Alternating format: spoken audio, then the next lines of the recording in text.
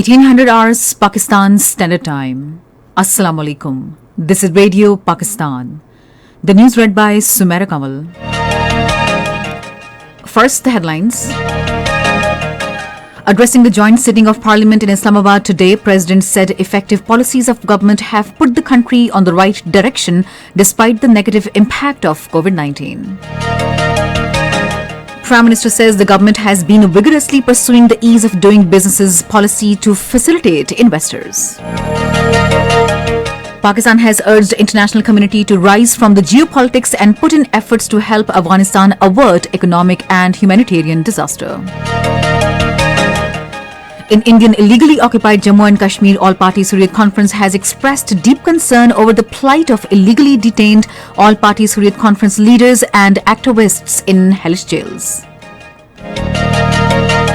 United Nations has called for deeper international cooperation to address the global health crisis and reduce poverty and inequality. Former Pakistan's cricket team captain Ramiz Raja has been elected unanimously as Pakistan Cricket Board's 36th chairman. And now the news in detail.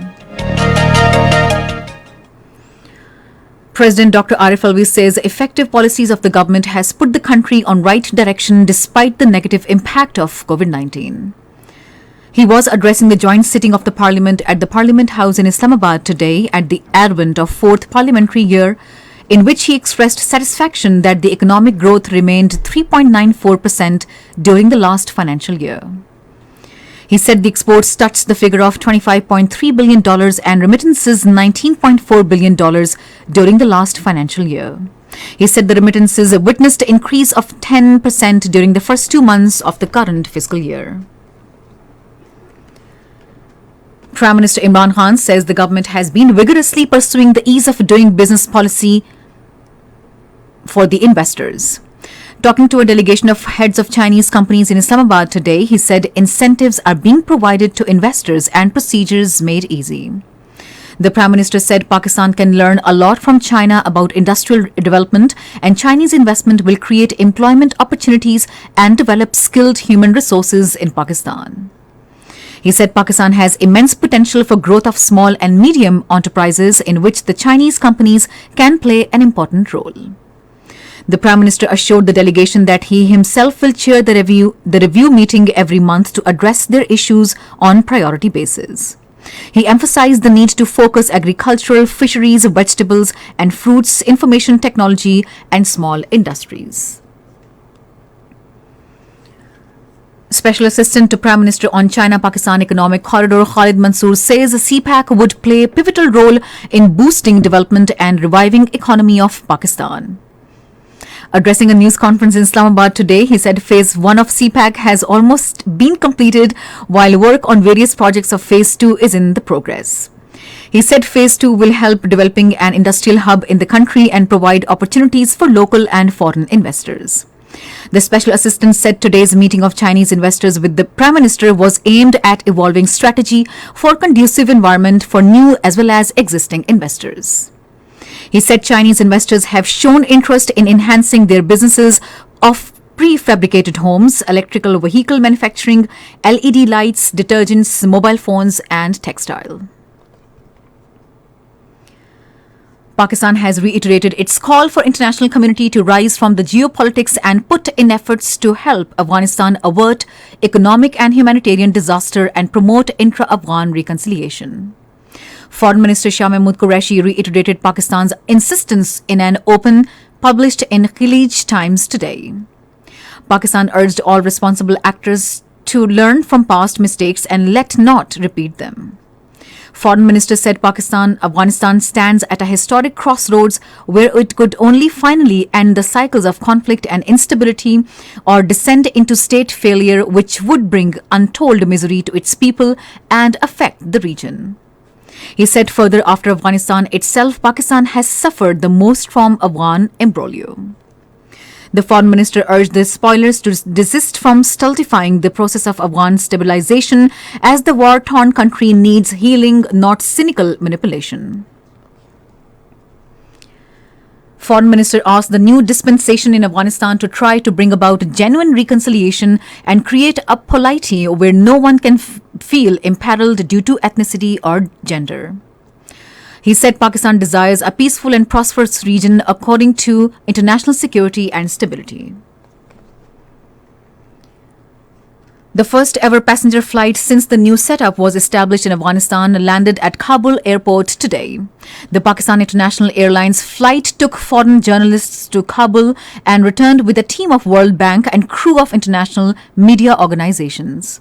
In a statement, Chief Executive Officer PIA Air Marshal Arshid Malik, terming flight operations significant for PIA and the world, said the objective of the flight is to promote goodwill between Pakistan and Afghanistan.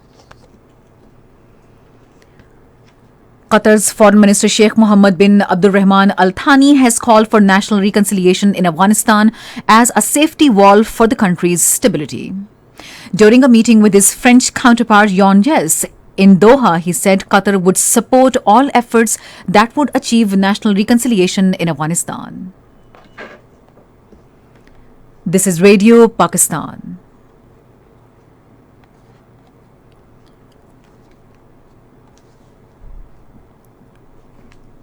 In Indian illegally occupied Jammu and Kashmir, All Parties Hurriyat Conference has expressed deep concern over the plight of illegally detained All Parties Hurriyat Conference leaders and activists, saying that the Modi-led Indian fascist regime is hell-bent on eliminating the Hurriyat leadership in hellish jails.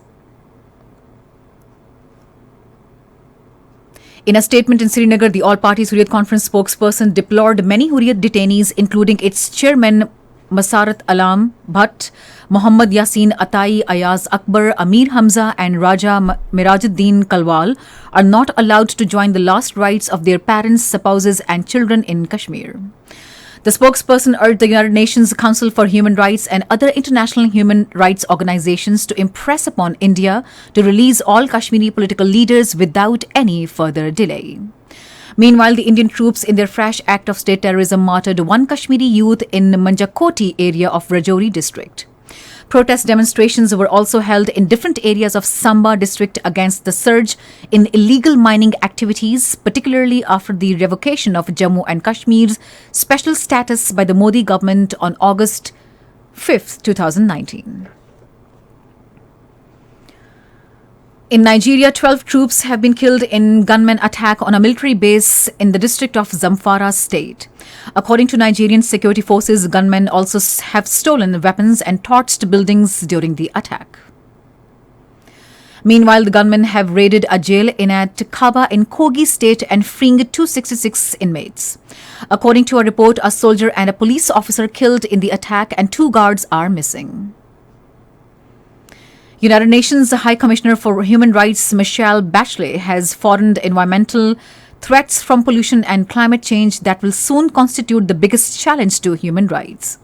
Speaking at the Human Rights Council, she said interlinked crises of pollution, climate change, and biodiversity act as threat multipliers, amplifying conflicts, tensions, and forcing people into increasingly vulnerable situations. Former Pakistan's cricket team captain Ramiz Raja has been elected unanimously and unopposed as Pakistan's Cricket Board's 36th chairman for a 3-year term. The decision was taken in a special meeting presided by PCB Election Commissioner Justice Retired Sheikh Azmat Saeed in Lahore today. Later addressing the board meeting, Ramiz Raja said, "One of my key focuses will be to help introduce the same culture, mindset, attitude and approach that once made Pakistan one of the most feared cricket-playing nations." He said priority will also be given to look into the welfare of the past and present cricketers. And finally, the weather. Hot and dry weather is expected in most plain areas of the country during the next 12 hours. However, rain, wind with thunder shower is expected at isolated places in Lower Sindh, Upper Khyber Pakhtunkhwa, Kashmir and Gilgit-Baltistan. And that is the end of the news. For more news and analyses, log on to our website radio.gov.pk and also watch live streaming of our bulletins on the link facebook.com/radio Pakistan.